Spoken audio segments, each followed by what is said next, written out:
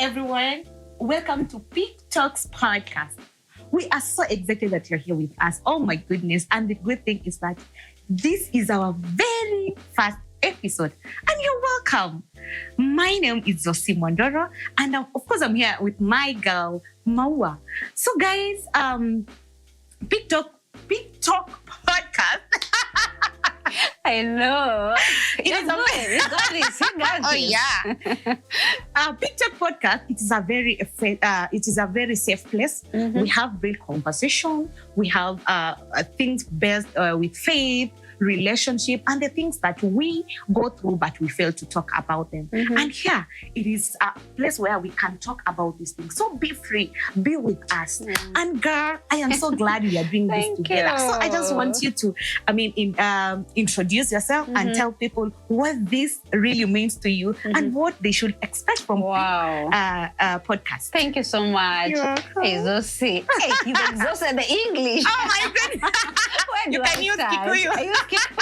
No, nowadays it's Greek. Oh, Greek. Oh, yes. Sorry. Greek. Oh, can use Greek. Well, welcome, guys. Thank you so much for tuning in to Peak Talk podcast. Yes. And my name is Leah Maua, and I'm so excited to be joining Zocy today. We're going to be talking something very dear to each and every one of us, both to the boy child and to the girl child. A relationship. And we're going to be tackling two topics. What you should expect is to learn on how to heal from heartbreak. Yeah, very important. Yamani. We're going to be talking about that very soon. And the other one is friendship boundaries, because people have been hurt. So you need to know the boundaries that you need to put to your friends. Yeah. One thing, Zocy, I came to learn that some of your friends in high school, they need to remain there. Yeah, true. You don't need to carry them to this other side. Because they will mess you up. Anyway, for this and more, stay tuned. Yeah, so over to you, okay. Welcome. So here we are going to tackle the how to heal from heartbreak. Oh my goodness. My dear. Have you ever been heartbroken? Why not? Sijui kama kuna mtu kwenye hajai kwa heartbroken. Character development nayo. And it's something that is very huge, especially when we don't know how to go about this whole thing. After you have been heartbroken, what next? I know so many people wanangamia to happen. Yani their lives seems like zinakuwa destroyed happen. Especially if you're not able to manage it well. I know. It can lead to something. Depression, all other things. I'm glad we are talking on how to heal from how to. And it's not like we are expert or anything. Nah. We are here to actually talk about how it went for us, or maybe how we managed, and probably how you managed. So also your opinion matters. You can tell us how you managed as we tell you how we Comment. So we are not professionals on that thing, but at least we know something. Because it is a real conversation, it is a real talk. Because we all went through that process. Sure. So if you are here, you have ever been heartbroken, you can tell us how you went about it, or rather, how you are coping. Right now, maybe you are in that state. I hope you're not talking about me. On that case, you need to tell us what's going on right now. We're not starting with me. No, we're not starting with me. Anyways, of course, everybody has been heartbroken. Yeah, sure. Tumoyo tudogo. Hey, tunavunjika. The heart of a man is very fragile. Yeah. And I normally say, when it comes to heartbreak, even the men get heartbroken a lot. And I feel like it's even worse than us. Because now for men, they normally don't talk most of the time. Yeah. Hey, for us, the ladies, emotion nayo. Mimi nikiwa heartbroken, I have called 3, 4, 5 ladies. Nimeachwa. Wakusaidia kulia, right? Saa mmoja ananiambia, Maua, achana na huyo mzee. Nini. The other one, Maua, stick around. And then you're like, the other one, Maua, praise. That's why we're actually going to be talking about friends here. Yeah, because when you're heartbroken as well, you have to have sober friends to help you to sober up so that you can heal faster again. True. So what comes to your mind when you hear that word? Heartbreak. What comes to your mind? I mean, a lot comes to mind, to our minds in different ways. Because whatever maybe happened to me is definitely not what happened to you. Because we are heartbroken in different ways. Very true. Maybe it's boyfriend amekuacha, maybe umepoteza urafiki wenye ulikuwa unajua hey urafiki ni kufa kuzikana, especially with the generation that we are in. Even family, parents, sometimes you can quarrel with your family. Your mom can tell you something and you feel like, yo, that's not my mama, right? That's not my daddy. I know. You start questioning your paternity, and you feel so heartbroken that you don't even know how. I know of people who don't even interact with their siblings because maybe something happened when they were young and they feel like, no. Yeah, true. Very true. So, we are going to discuss about how we are going to go about this because I know most people bado wana struggle hapa. You are heartbroken, you don't know how to go about it. And tulikuwa tuna conversation and another friend of mine, and he was telling me, do you know that when your emotions stick somewhere, your whole energy, or rather your attention, is also there. Exactly. So mahali kuna emotions zako, strong emotions, as a matter of fact, ndio kwenye attention yako iko. And when your attention is somewhere, you will not be able to move on. Actually, you become very unproductive. Yeah, very true. And so, the very first way, ama njia ya kwanza kabisa, ya kumove on, it is to remove your attention from where it is. And now, in this matter, you remove your attention from what? Your emotions. Emotions, yeah. I mean, your past. Because your emotions, it is the memories of your past. Those the strong emotions and all that. Keep on going back to what happened. I know, right? You need to detach yourself from it. And when you have to go back, just make sure you're wise enough. Because when you remember of the past, if you don't you don't react, or rather your emotions don't arise, that means you're already wise. I mean, nothing is at this point at this point now hakuna kitu inakusumbua. You can just remember, but again you don't feel anything. You're already becoming wise, or rather you're wise at this point. Exactly. Because mtu wangu unakumbuka tu venye nilifanywa hii kitu, nakumbuka venye aliniambia watu maskini gonga. Okay, unaweza kumbuka bado ukasema si ni kitu ilipita. Nisha move on. But it is unless umetoa all your attention and all your energy hapo mahali. But kama energy yako and all your attention iko pale, trust me, it will be very, very hard to move on. Yeah, very true. So it is very important. There's someone actually who told me lately that sometimes if you want to heal, the process of healing, even if it means cutting the contact with that person, please do. Imagine that. Because the moment you keep texting, the moment you keep calling, it refreshes. Unaanza kukumbuka zile the good moments, and then you're like, it's like, you start even seeing yourself as the victim. Like, ni kama ni mimi ndo nilikosea. But in real time unapata wewe mwenyewe unaumia. The heart becomes even more. You try to heal, mmenyamaziana, and all of a sudden they text, they call. Even if it's your parent or someone, if you're not talking or something, cut the contact completely. And that reminds me of something. Sure. You just mentioned something, and I just remembered the forgiveness, guys. Yeah. If you also want to move on haraka, you need to forgive. Because I came to realize that when you don't forgive that person, you are putting yourself enslaved, or rather, you are the one who is a slave at this point. True. Because when you remember of how they did something to you, unaanza kumia. Exactly. And it's not like they are the ones who are hurting, it is you. But then you'll find out most of the time, especially when it comes to lady-gent relationship, you are hurting, na hata hayuko huko. Move on. But then you are hurting alone, you are crying alone, you are unproductive alone. For him, they're building mansions and whatever, with their career and everything. But you are there. So you need first of all to forgive yourself and forgive the other person. Why do they say, let go and let God? Because it is a way to forgive this thing. When you let God, anafanya kila kitu inakuwa sawa. Exactly. He will help you with the process of healing. Because atakwambia, now stop focusing on this, rather focus on me. Because that's how God works. Exactly. Because God na yeye again, hawezi ingia mahali hata karibu. Ni ukweli. Mahali kuna mambo mengi, God haingi. So when now you let God in, now God atakupanga vizuri. Kabisa. My daughter, my son, achana na hii. Focus on me. When you focus on God, you will forget the other things. And then that you will heal haraka sana. And then you'll be closer to God again. You see? And he's the best friend ever. And then other things, they move. They move. Utakuwa unaona mtu amekukosea it becomes easier. Yeah. And you're able actually to deal with your first heartbreak very easily and you heal completely. Even when you get to the next relationship, you already umesha graduate. Uko na degree in healing. True. So by the time you are being heartbroken, but it's not now, it becomes an issue. Another thing also is that prayer and a therapy coexist. Yes. Those two. Very, very true.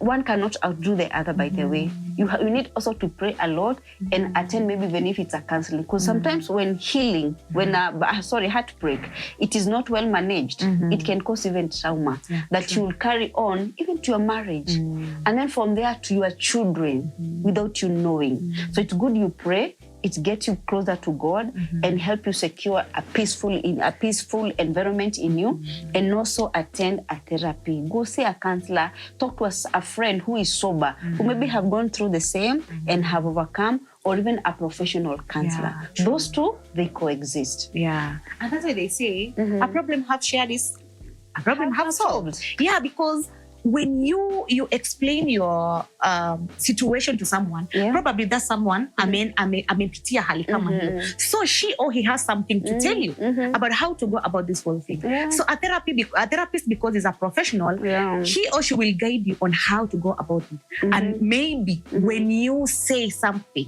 yenye umeenda through na mtu akona experience nayo, ama mtu amepitia na anaweza kueleza, by the way, kifika mahali kama hapa, fanya ABCD. Yeah, it will also help you. And the very important part umesema, prayers. Prayers inakusaidia because it gives you inner peace. Yeah, you really kuna venye unafeel paramount. Hakuna tunazidi amani. Yes. The good thing is that God doesn't judge. You go before the Lord na shida zako zote, as you are, and He will listen to you. And it's like, my son, my daughter, come, man. Like amekuwa kingojea actually you come and I know what have you been?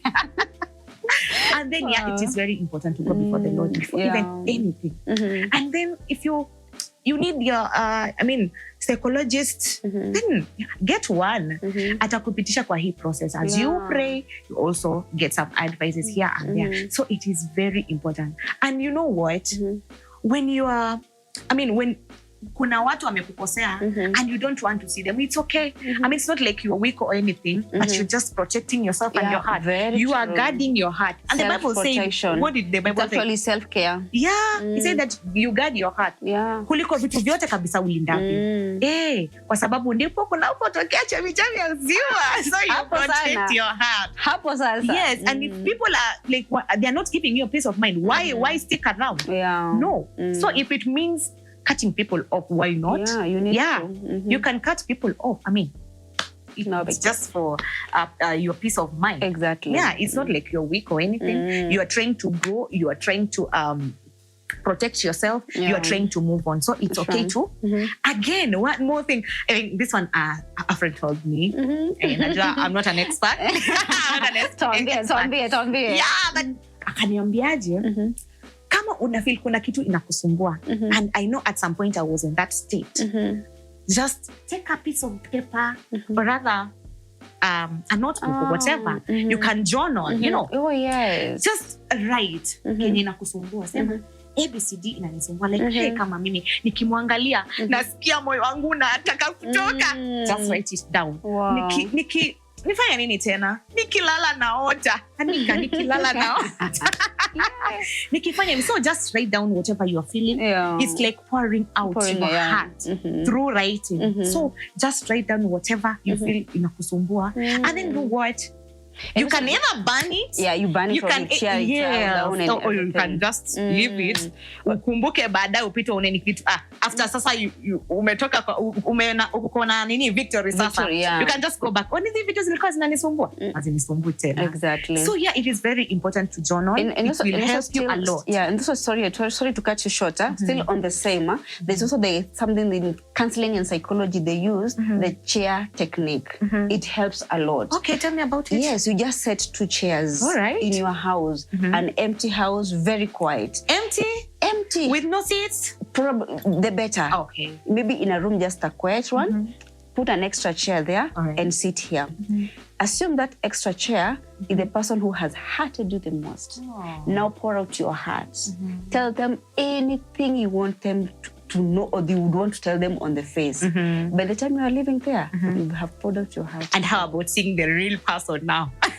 Because but you know, when you're on the real person, you guys, he or she may not be able to take whatever they're telling them, because some things are too deep. Some people want to justify Some people who have hurted us actually are our parents. And there are things I cannot be able to tell my parents, like tell my mom, you know, menikosea, sijui nini, and all that. Not because you want it is your peace that you want. It is the healing, it is you that want the healing. Put the chair there and assume now this is my mom, this is my dad, this is my bro, this is my ex-boyfriend. Now talk to them. Tell them everything you want to tell them. And by the time you're done, you have poured out your heart. Yeah, very true. But for me, imagine I will actually tell that person, umenikosea. Tunapigana. Okay. Tutamrudishia. See, you're protecting yourself. But guys, no, don't do that. Don't try it at home. Don't try it if you're not strong. But yes, please. Because some people also, they are not emotionally stable. So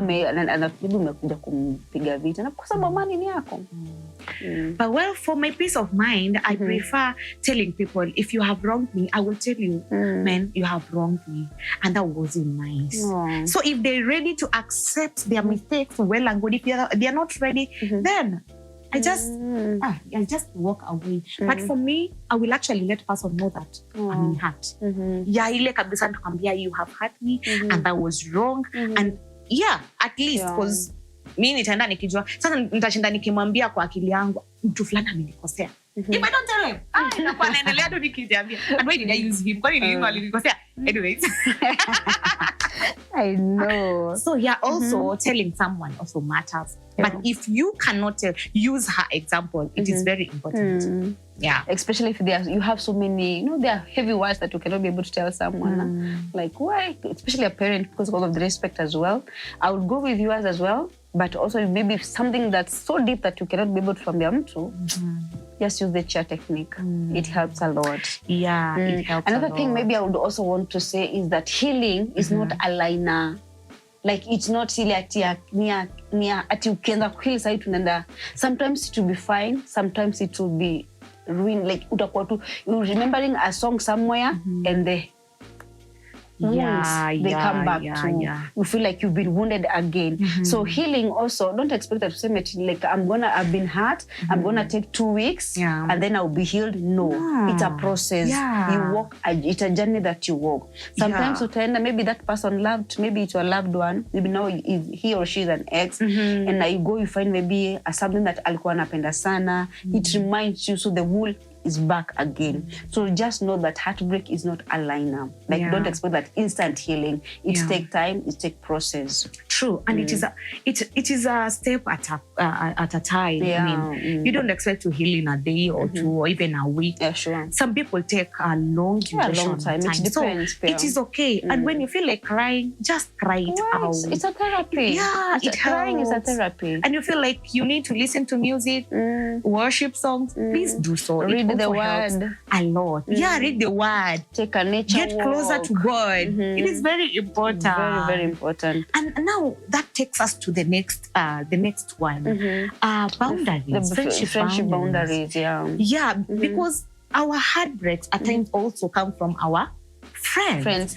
Friendship. It is not necessarily your girlfriend, your boyfriend, or whatever, but even your friend, your close friend.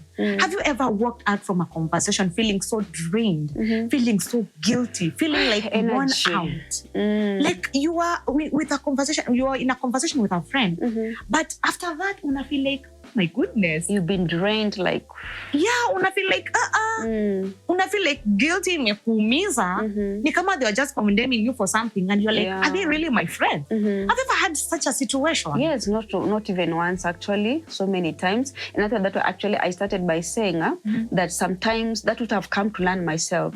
My high school friends, well, not all of them, but some. Actually, I should not bring them to my current life. I should have left them there. Why? The influence, the energy they bring, totally negative. today. They were good. They were effective for me then when we were in high school. But for now, it's meet and greet. See you later. Yeah, but I also think every friend serves a different purpose, serve a different season as well. Yes, a season. Because now I might have a friend that took or two, high too, and then we have another one who is hang out, have fun, and then we have that one we can pray together.